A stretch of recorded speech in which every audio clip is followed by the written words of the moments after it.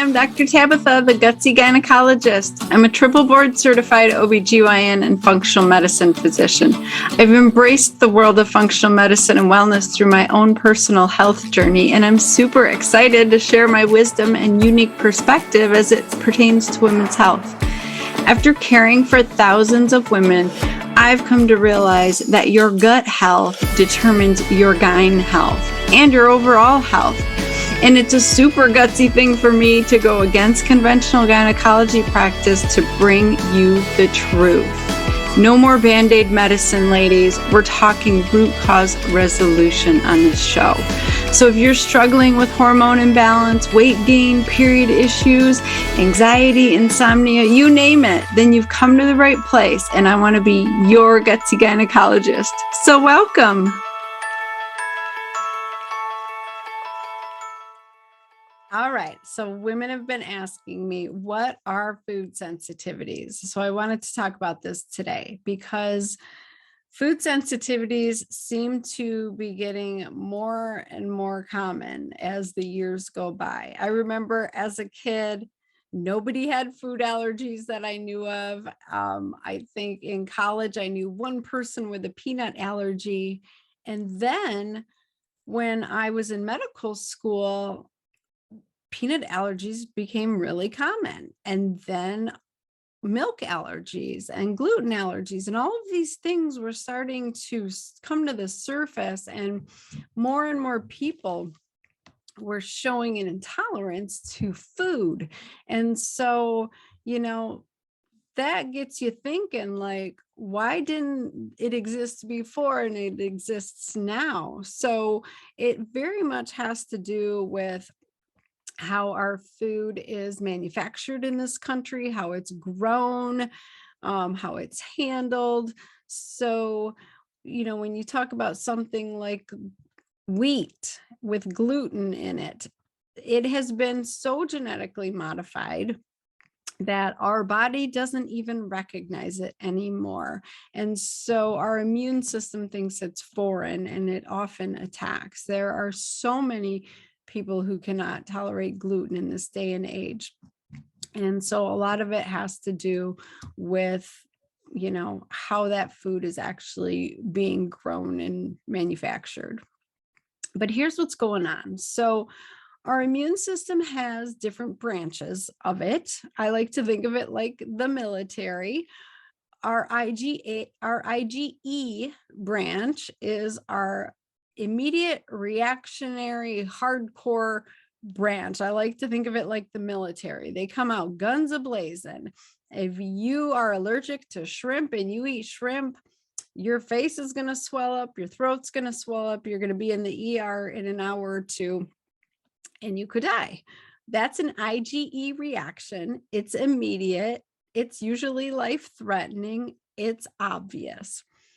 We also have the IgG branch of the immune system. The IgG branch is a little more slow to react. It's a little less obvious.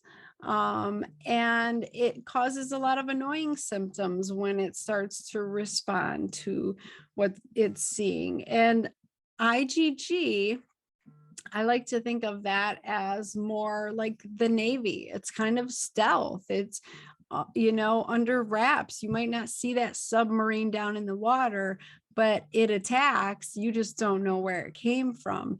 And that's what IgG is. It's usually a 2 to 3 day delayed reaction. You can't really tell where it came from, and it's slow to resolve as well. And so IgG is what is driving food sensitivities. So by the time you eat a food that you're sensitive to, 2 or 3 days later, you are having an eczema breakout or headaches, or you're just feeling exhausted. Those symptoms, by the time you feel them, you don't even remember what you ate 2 or 3 days ago, and you've eaten multiple things since then. So it's really hard to ever correlate what caused what, right?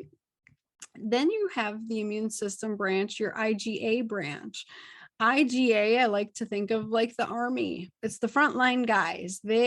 Your IgA immune system lines everything from the outside world to the inside world. It lines your skin, your respiratory tract, your mouth and gut and GI tract, your vagina, like everything from the outside to the inside. And the IgA army guys are on the front lines. They're ready to prevent invasion in the first place, right? They are right there to protect you. And so you want to have good levels of IgA to fight off viruses coming in, like our pandemic, and, different bacteria in our gut from getting through. And so your IgA is your first responder. And it's often silent to you, so you don't get an outright symptom, but you get an immune response. And so when IgA is working overtime, sometimes you get a reaction of gut dysbiosis, different things. But what can happen is they're working so hard at the frontline defense all of the time that they get depleted. And so what I've seen more and more recently, especially in the last year, is low IgA levels. We just don't have enough guys at the front line to even fight the fight anymore. And so we are more able to catch a cold or, get the pandemic virus, I don't want to name it, and to have an immune response in our gut from our bloodstream, things getting into our bloodstream. And so it's really important that we support having enough IgA level. IgA is also what's necessary for things like celiac disease. So when we test someone for celiac disease, we actually do a test to check their total IgA levels. It's called secretory IgA.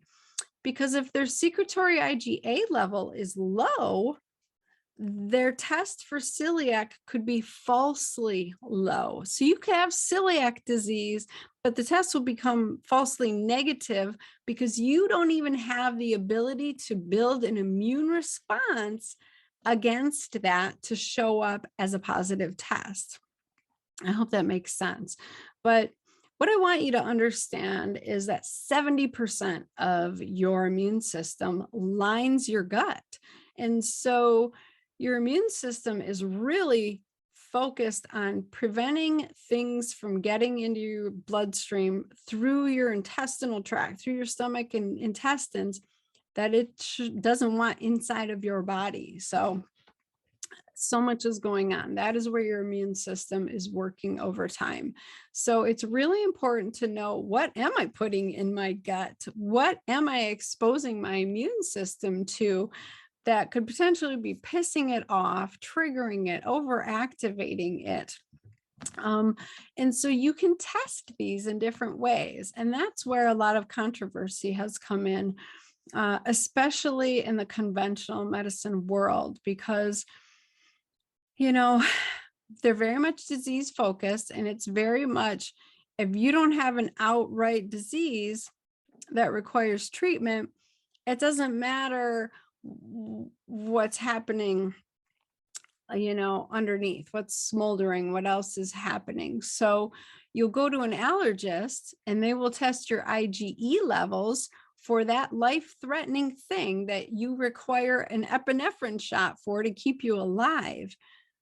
But they don't necessarily agree with IgG testing to food sensitivities and other sensitivities. You can have sensitivities to different mycotoxins from molds in the environment. That's another example. And so there's definitely testing that you can do, but it's not commonplace in the conventional world. So you probably will have to seek out a functional practitioner to do something like this. And there are tests that you can buy online for food sensitivity testing. And here's the deal. Some companies are better than others because it depends on what they're testing and how they're testing it, how accurate the results are. And if you have leaky gut, those results are dynamically changing as the days go on because your immune system is continuing to see things it shouldn't and react to it. And so oftentimes I'll get patients who do food sensitivity testing and stool testing, and they're reacting to a lot of stuff. Like their food sensitivity test comes back and everything's in the red, meaning they're creating antibodies against pretty much everything they're eating. And that tells me you have active leaky gut. Your immune system is on fire. It's reacting to everything it's seeing. And so you have to take these tests into context with what else is going on. And so that's where I see women have the biggest frustration is they will order a food sensitivity online, and they will get a report and be told, avoid this food for like 6 weeks or up to 3 months. And then you should be fine and on your way. When in reality, if you didn't heal the leaky gut or balance the microbiome issues that you had, you really can't stop that immune response because your immune system is still seeing things. It's still seeing them. And you have to be 100% consistent when removing those triggers to calm your immune system down. So for IgG in particular, the half-life of that antibody is 21 days or so.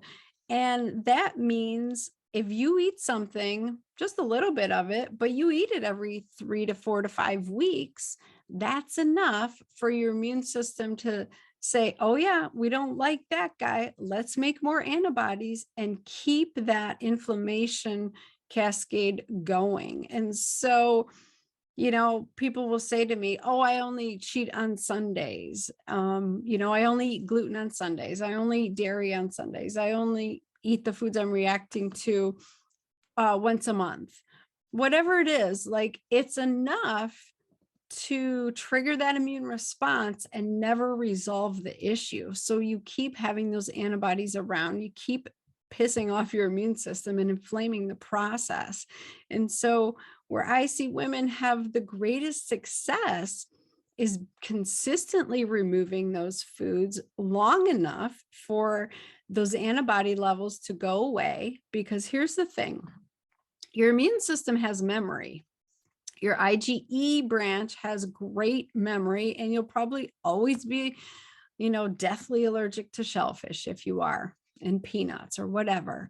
The IgG branch doesn't have the best memory, and they will forget. If you stop showing them that trigger, those antibodies will go away, and you can almost always reintroduce those foods, but you have to help it forget. You have to give it enough time. So where I see women have the best response is they consistently remove it long enough for the immune system to calm down and forget. Those are two key things. And we heal their gut. We do stool testing, we heal their gut, we get their microbiome back into balance so that things aren't getting into your bloodstream anymore for your immune system to react or to respond. And so that can be the missing piece that some women find frustrating that they're not getting just by doing stuff by themselves online. So I hope that was helpful because our immune system is super important. And that's the key to being healthy overall, is to support a strong immune system. It's not about avoiding every little bacteria and virus in our world. It's about being able to live symbiotically with them. And then when we confront a pathogen, like we have in the past 2 years, having a robust immune system that's appropriately responding to things, be able to handle the situation. So I hope this was helpful. I love supporting the immune system.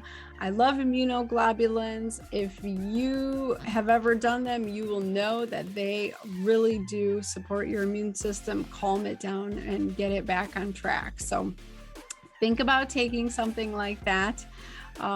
Very amazing, helpful. That is the basis of my IgA product, to give you the immunoglobulins so that you have the guys on the front line, like the army, ready to fight your fight, and so that you can ward off infections and gut dysbiosis. So I hope this was helpful. Please hit the subscribe, hit the 5-star, share it with all your girlfriends. Let me know what else you want to hear about. Follow me on Instagram at the Gutsy Gynecologist, also TikTok. I do a lot of fun, free content like this, but definitely follow me and shout me out. Let me know what you want to hear about. All right, go have a kick-ass week. Bye.